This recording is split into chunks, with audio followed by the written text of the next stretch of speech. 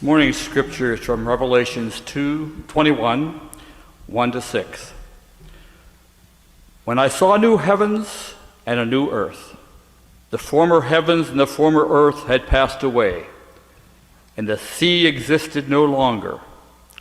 I also saw a new Jerusalem, the holy city, coming down out of heaven from God, beautiful as a bride and groom on their wedding day. And I heard a loud voice calling from the throne, "Look, God's tabernacle is among humankind. God will live with them. They will be God's people, and God will be fully present among them. The Most High will wipe away every tear from their eyes, and death, mourning, crying, and pain will be no more. For the old order has fallen." The one who sat on the throne said, "Look, I am making everything new," and added, "Write this, for what I am saying is trustworthy and true." And that one continued, "It is finished. I am the Alpha, Omega, the beginning and the end. To those who are thirsty I will give drink freely from the springs of water of life." Hear what the Spirit is saying to the church. Thanks be to God. You may be seated.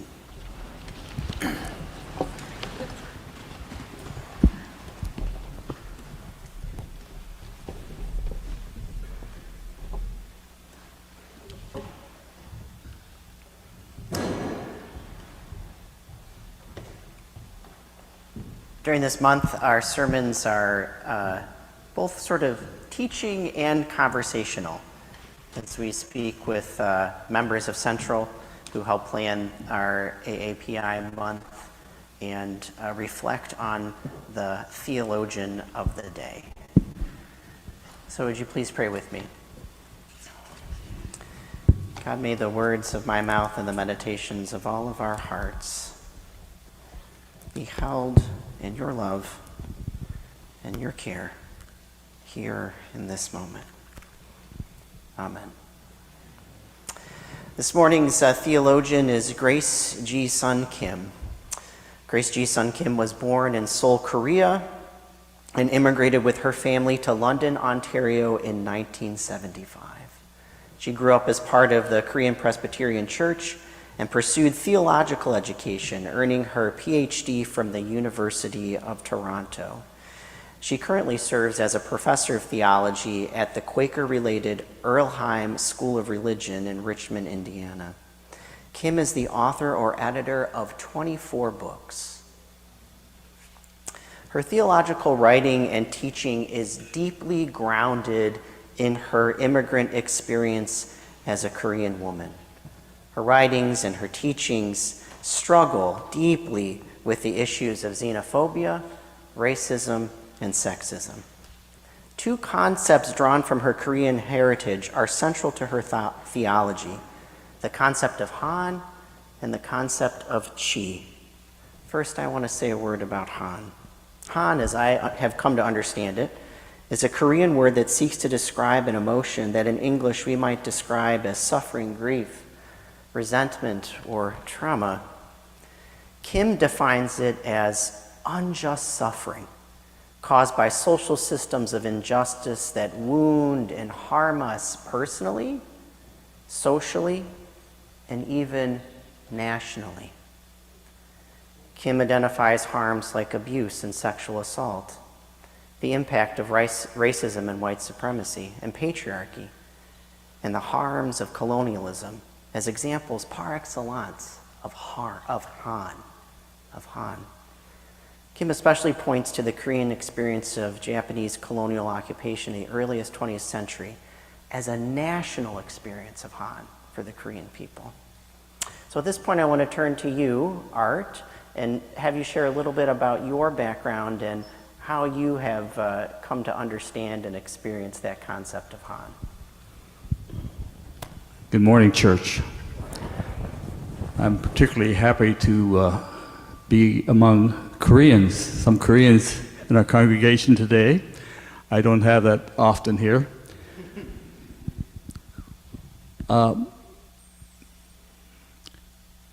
My background is that I am the second son of Julian Chun-Sup Park, who was born in California, in San Francisco, in 1895.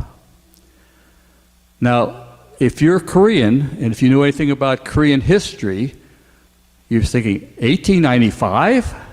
Because Koreans did not come to Hawaii until 1903, and most of them came after 1910, when they had Angel Island. So how was it that, if you see behind me, you see that 30 years ago, we celebrated our 100th anniversary of my family in the United States, right? And how did that happen? My grandparents were early Methodists, early Christians. That meant that if they were aligned with any country, they'd be aligned with the United States in some way. And in 1895, well, actually before 1895, a war began in Korea between China and Korea, and over who was going to control Korea, because before that time, Korea was like a hermit kingdom. They just wanted to be left alone and do their own thing and not be worried about this outside world and influencing them a lot. So my grandfather was a member of the Palace Guard and loyal to the king and actually later the emperor of Korea. But in 1895, Korea was really an awful country to be in. I mean, you had typhoid fever in the streets, you had riots, you had rebellion, you had all kind, and even the queen was assassinated by the Japanese that year. So it was really not a pleasant place. But more than that, they knew that Japan was going to take over Korea. So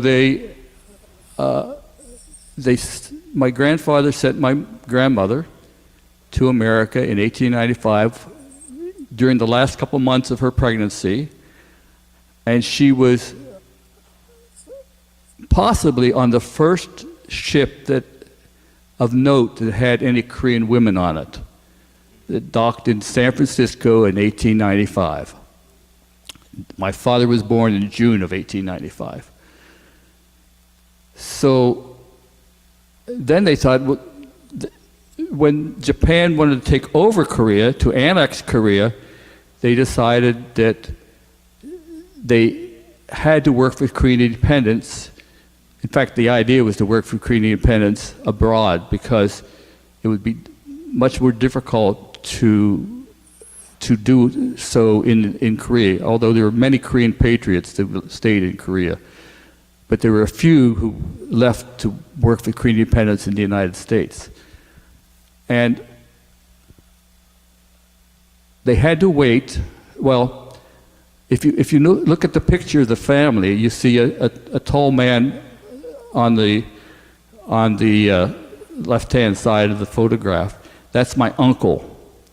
So not only did my grandmother do that once, she also did it a second time, because she had to leave my father in San Francisco as a baby and go back to Korea.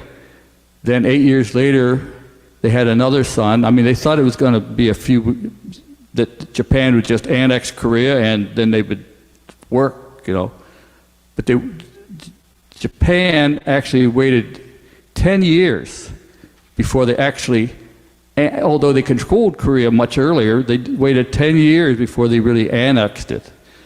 Actually more than that. 15 years, because they didn't really annex until 1910. So, but in 1906, they dissolved the Korean Army. 1906 and 7, they dissolved the Korean Army, and they went to meet my father, and but aboard ship, my grandfather suddenly died. And historians have told me he became violently ill and died, and and my grandmother always thought he was assassinated. And Korean historians have told me, don't say he may have been assassinated, say he was assassinated. Because he was only one of 2 military officers to leave Korea to work for Korean independence.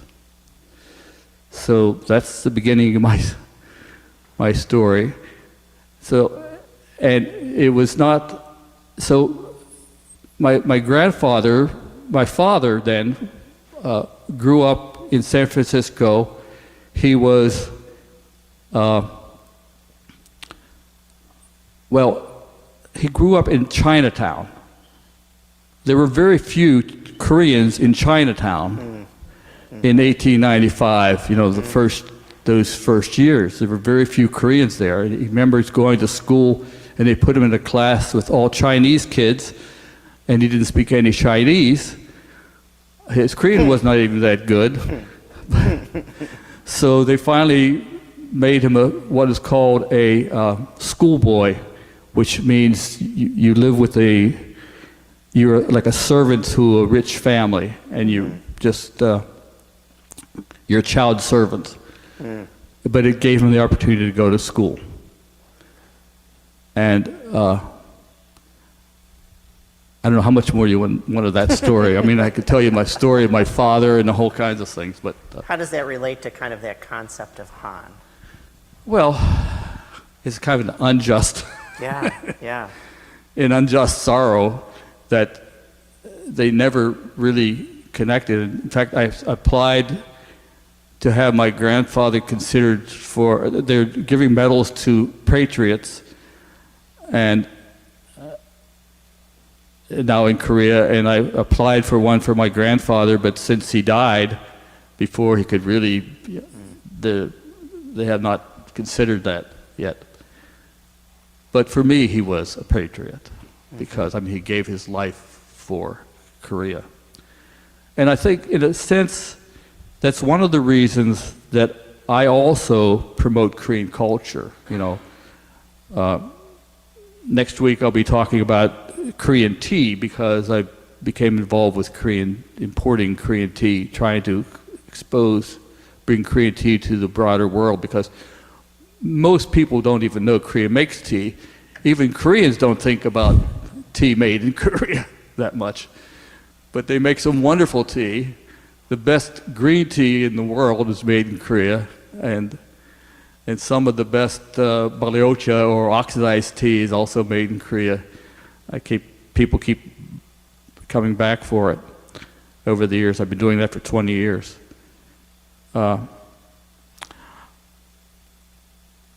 When I think, in a sense, Han has filled my life, because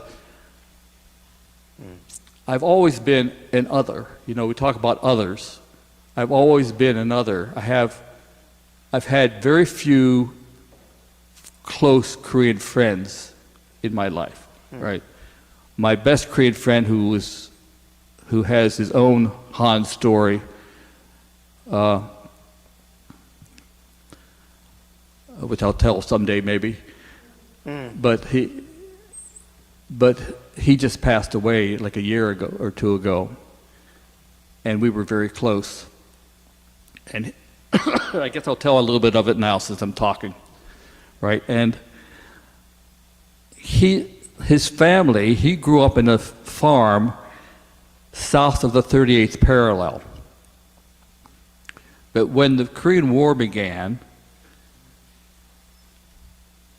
he walked out of there because the Red Army was coming down and they were conscripting people to go into to be in their army, whether you wanted to be or not. So he and his brother and father walked out of their farm and went south to South Korea, further in south. excuse me. And, well, they thought they'd be gone for a couple months, and then they'd go back home. But that didn't happen. And when the Korean War ended, they didn't divide Korea on the 38th parallel. They divided it on the DMZ, and the DMZ put his family in North Korea. So there's a Han story. Yes. Yeah. Have my water.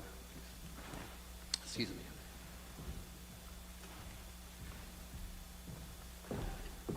Thank you. It's good to have your grandson in service. Huh? Yeah. Yeah, that's why you have grandsons. Art, thank you for sharing those personal stories. It really it connects deeply with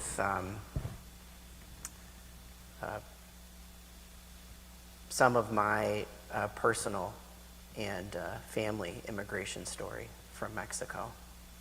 So as the grandchild of a Mexican immigrant, I've often felt caught between two worlds, which I hear you say. Not quite Mexican enough for the Mexicans, not quite white enough for the white people. Right.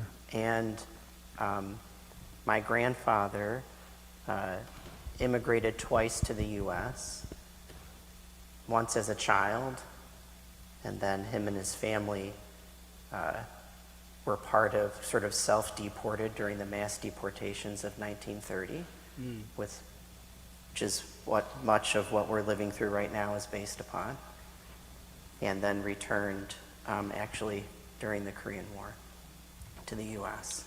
And so there is, I think, for all of us, Right. As I've done a lot of work around immigration issues for now nearly 15 years, I've come to learn that each of us, many people have some sort of migratory story, right?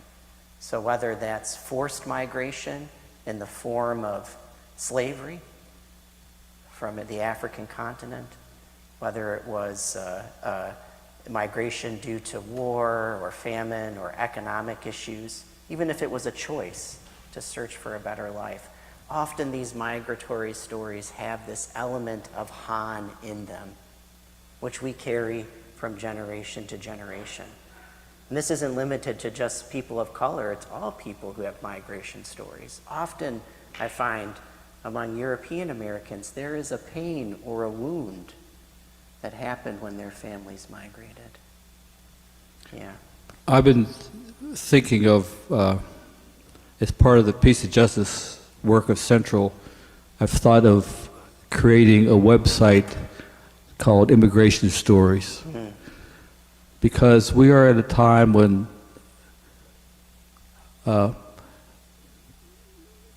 those stories need to be told. Yes. Right. Yes. And yes. I should also mention this, that my grandmother, obviously, she was aided by Methodist missionaries when she came here back in 1895, because they were very close to, well, my grandmother was actually related, and I'm not sure how, but related to the first Korean to convert to Methodism. So I've been still trying to do that research, because my uncle told me that when I was quite young, and I've been trying to figure out exactly that whole story. But also, grandmother obviously was an undocumented immigrant when she came here, right? And she had to leave. And it was also the height of the Chinese Exclusion Act that kept many Asians out of this country for at least 80 years, until 1965. Started in, I think, 1880s and lasted until 1965. So. Yeah, this is the 60th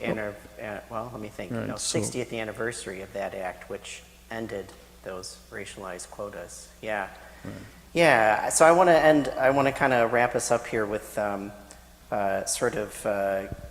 Grace Kim's response to Han and sort of what grounds her in a theology of hope. And so part of what grounds her in hope is this vision of healing through her concept of a spirit God. So a description of God as a loving, life-giving, justice-seeking, healing force that she grounds in this Asian concept of qi. So Kim describes qi in this way. Qi is the Chinese term for energy force. We experience this energy force when we practice Taekwondo or Tai Chi. God is the source of this ubiquitous energy force. However, God is more than just the spirit of life. It is shaped by the scriptural shalom justice. And so she continues in her work to sort of unpack what that means. And for her, it is about the healing power of God's spirit, of God's qi, that addresses the dual wounds of patriarchy, white supremacy, and economic exploitation, those deep wounds, both in those that we might call oppressor and that we might call oppressed. And so she says, Spirit God transforms women who have internalized inferiority and transforms men who have internalized superiority to achieve some sort of relational healing. And she says the Spirit-led Christ community recognizes that Spirit God brings liberation, new life, sustenance, empowerment, flourishing, life balances, and life abundant. Love is good, and it is the Spirit that makes it good. The Spirit provides the sustenance and flourishing that leads to wholeness. The Spirit transcends the time and space that confines us and brings meaning and understanding into our lives. And so Kim offers a vision of a Qi Spirit God healing and transforming the wounds of Han personally and communally. And as you've hinted to, Arthur, we're in a deep time of some Han, of some pain. Part of why I think we're in this political moment in our country is because there are deep generational wounds that have not been healed, and a very recent wound of the COVID-19 pandemic. I believe that deeply wounded us and a generation that we're not even clear about yet, but I think is manifesting in the deep division and the political polarity and this cruelty that seems to be bubbling up. Cruelty.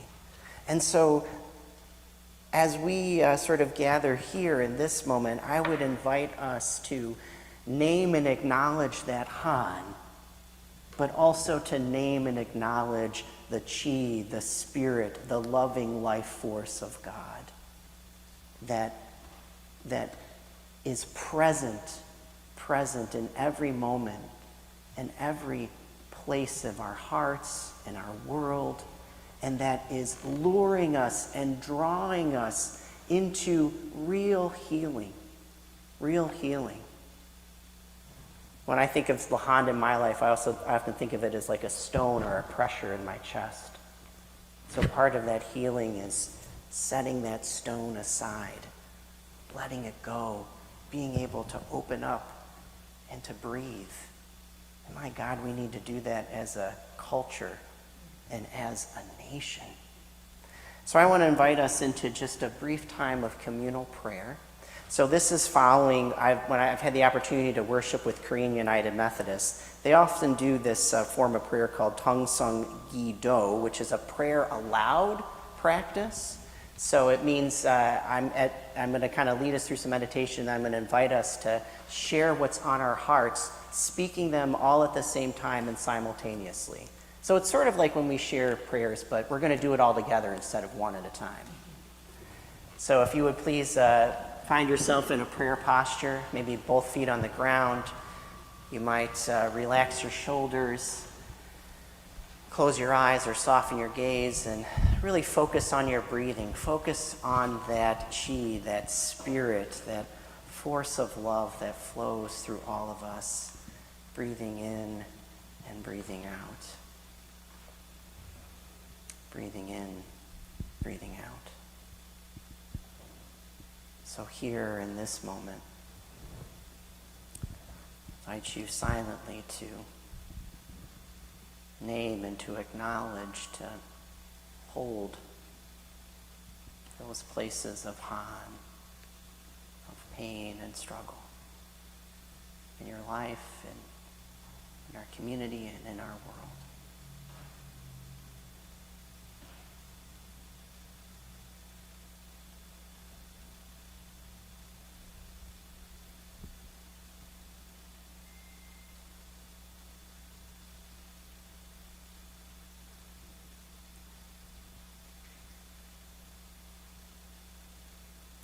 I invite you to acknowledge and to hold those places where you, even if just briefly, even just for a moment, experience and encounter healing, love, compassion, and justice.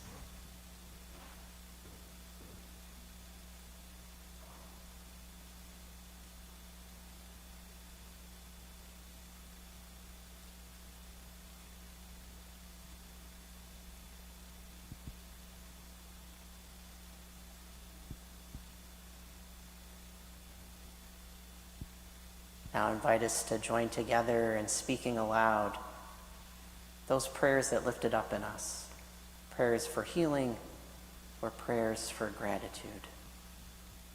Please share them now aloud as you are comfortable.